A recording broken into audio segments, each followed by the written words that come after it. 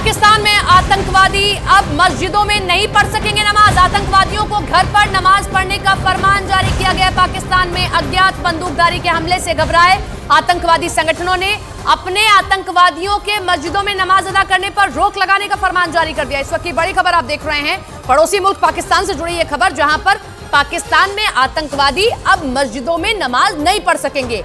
डर सता रहा है और इसी के चलते ये फरमान उनके जो आका है उनकी ओर से जारी किया गया है। ओपी तिवारी हमारे साथ हमारे सहयोगी फोन लाइन के जरिए जुड़ गए हैं। ओपी, आकाओं को डर लग रहा है और इसीलिए अब ये फरमान जारी किया गया है।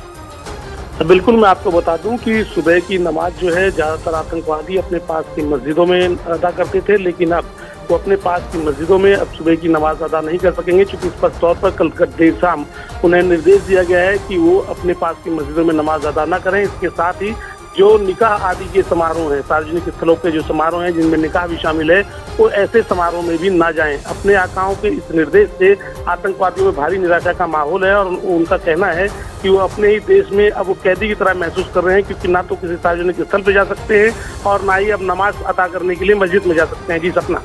बिल्कुल, और अपनी चीज अपने पर भारी पड़ रही है। ये वो मुल्क है जो अपने घर में किस तरीके से आतंकियों को पालता है और अब नौबत यहां तक आ गई कि उनको ही कहना पड़ रहा है कि आप घर में रहिए, वहां नमाज अदा कीजिए।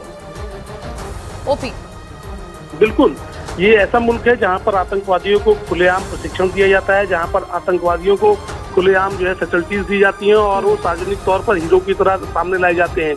लेकिन अब उसी मुल्क में आतंकवादियों को ऐसा महसूस होने लगा है कि उन्हें कैदियों की तरह रखा जा रहा है, क्योंकि आतंकवादी संगठनों ने स्पष्ट तौर पर कह दिया है कि वे बाहर न निकलें। सबसे बड़ी बात यह है कि 2 दिन पहले जिस आतंकवादी नेता की कुख्यात आतंकवादी की हत्या हुई, उसके साथ पाकिस्तानी सेना के 4 जवान भी उसकी सुरक्षा में तैनात थे, लेकिन इसके बावजूद उसकी हत्या कर दी गई, जिससे आतंकवादी संगठनों में बड़ा भय फैल गया है कि यदि उनके आतंकवादी बाहर निकलेंगे तो उन्हें अज्ञात बंदूकधारी अपना निशाना बना लेगा। यही कारण है कि आतंकवादियों के बाहर निकलने पर रोक लगा दी और आतंकवादी महसूस कर रहे हैं कि अपने देश में कैदी की तरह हो गए हैं। सपना, बहुत बहुत शुक्रिया ओपी आपका जुड़ने के लिए। और क्योंकि बाकी लोगों को परेशान करते हैं और ऐसे में अब उनको अगर कैदी बनाया जा रहा है, तब समझ आएगा शायद कि किस तरीके से वो दहशत फैलाने का काम करते हैं। लेकिन अब अपने ही मुल्क में कैदी की तरह बनकर रहना पड़ेगा।